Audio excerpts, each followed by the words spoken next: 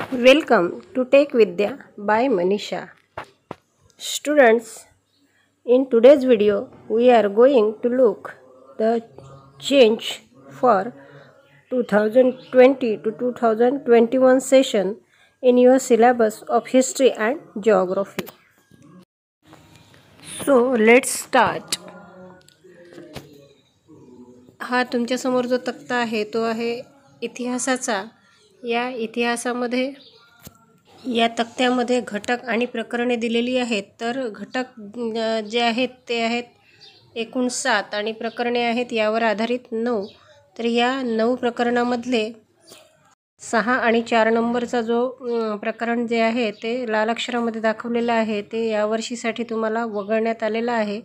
याची क्लिअर माहिती पुढील तक्त्यामध्ये बघू.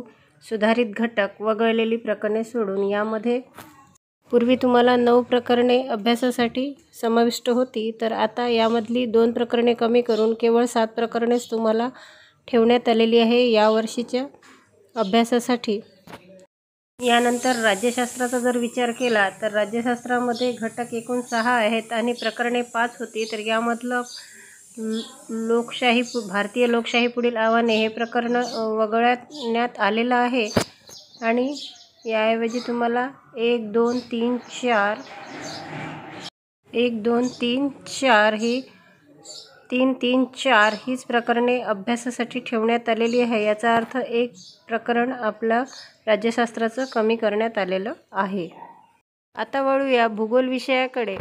भूगोलचा तक्ता समोर तुम्हाला दिसतोय. त्यामध्ये कुठल्या प्रकरणांमध्ये कुठला पार्ट वगळण्यात आलेला आहे याची संपूर्ण माहिती आपल्यासमोर जो तक्ता आहे त्यामध्ये दिलेली आहे. तुम्ही पुस्तक घेऊन पुस्तकामध्ये टॅली करा आणि खात्री करा.